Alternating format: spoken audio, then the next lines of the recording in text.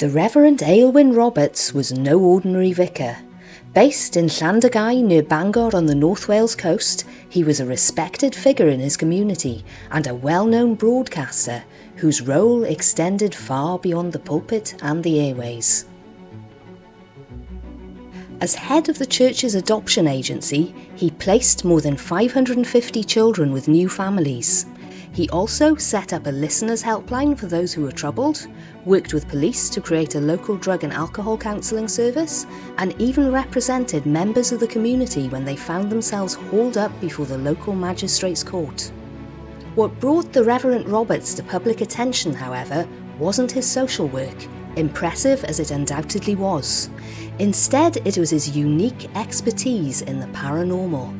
For decades, he served as the Church in Wales's leading authority on the unexplained, investigating and addressing paranormal issues and earning himself the moniker of Holy Ghostbuster. In this episode of Phantom Trails, we look at the Reverend Roberts' first ever ghost job, which ironically turned out to be one of his quickest. So dim the lights, make yourself comfortable, and prepare to be spooked by the true story of the creepy nighttime visitor.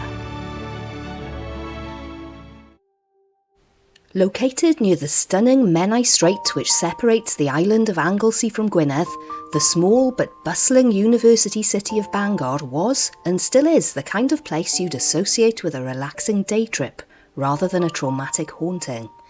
And if you were there to hunt ghosts, you'd be unlikely to pay a second glance at the small, perfectly ordinary looking terraced house that was inhabited by married couple Peter and Bridget, their 3-year-old son, and something far more sinister.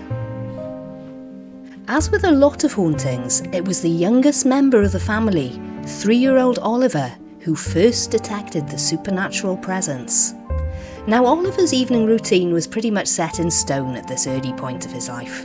He'd wait for his father to come home from work at around 6 p.m, enjoy some playtime, then a bath, and was always in bed by 7 p.m, allowing his parents to enjoy an evening meal and some time in front of the television. Until one night, when the first bong of Big Ben sounded to announce the 9 o'clock news, and Oliver suddenly appeared in the downstairs living room. He wasn't sleepwalking, and simply stood in front of Peter and Bridget without saying a word. He was taken back to bed and the event was dismissed as just something that young children are prone to do. But then it happened again the following night. As soon as the news began, Oliver presented himself in the living room.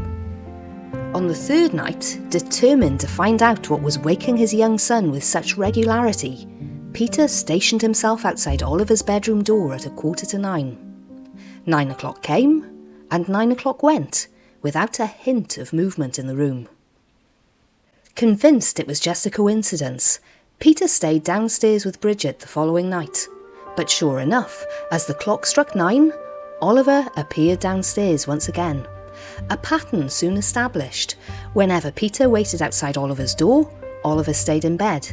But whenever he was downstairs watching TV as the clock struck 9, Oliver would get out of bed and present himself downstairs. One night, fed up with his son's nocturnal roaming, Peter sat Oliver down on his knee and asked, "Tell me, darling, why do you come out of bed like this every night?"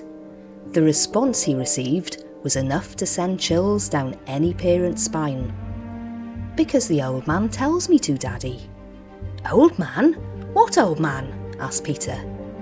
"The old man who wears the long nighties and the noddy cap. He comes to my bed and he wakes me up and he says, 'Go on, quick, quick, now, shoo, shoo, and off you go to your mummy and daddy.' And so I come down to you." It was at this point that Peter and Bridget reached out to the church for help. Despite his expertise, the Reverend Aelwyn Roberts had no psychic abilities of his own, and on this first call-out, as with every other call-out afterwards, he brought a psychic medium along with him. When they arrived on that particular night, the medium was quick to identify young Oliver's room as a source of psychic energy. As he approached Oliver's bed, he began clutching and shaking his head. He then walked to each corner of the room before finally settling in one. His conclusion was that Oliver's bed was positioned directly in the path of a ghost, and that if Peter and Bridget were to move the bed to a certain corner of the room, Oliver would no longer be disturbed. The parents did as advised, and like magic, Oliver stopped getting up and going downstairs to his parents at 9 p.m. The story doesn't end here though, because the Reverend Roberts was a man who liked to find connections between spiritual and worldly events. He approached the local vicar to see if he could glean any information about past residents of the house. The vicar couldn't help him, but put him in touch with an elderly parishioner who had lived on the same street her entire life. She was more than happy to chat with the Reverend Roberts, and one of her first observations was that no one seemed to stay in number 42 for very long. She was mentally astute and had an excellent memory, and went on to name and describe every single person who'd lived at number 42 over the decades. The Reverend Roberts listened patiently, still no closer to finding the truth. It was only after an hour of the lady's recollections, when she reached the early 1900s, that things took an interesting turn.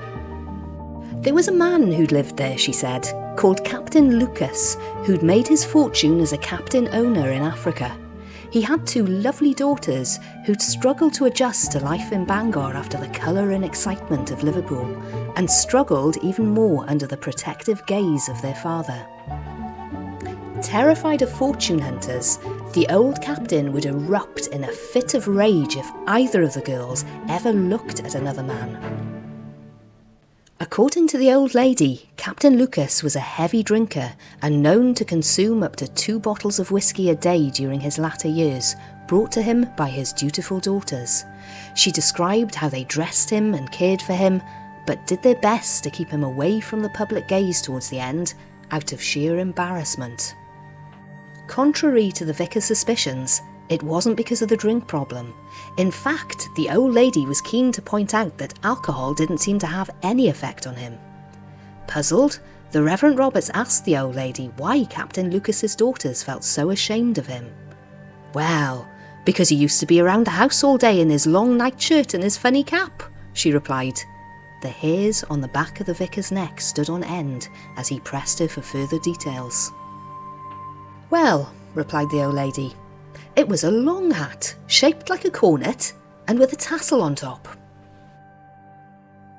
After the captain's death, the girls wasted no time in returning to their beloved Liverpool, catching the afternoon train there straight after their father's funeral. Although it seems that Captain Lucas, or at least his spirit, remained with the house for much, much longer.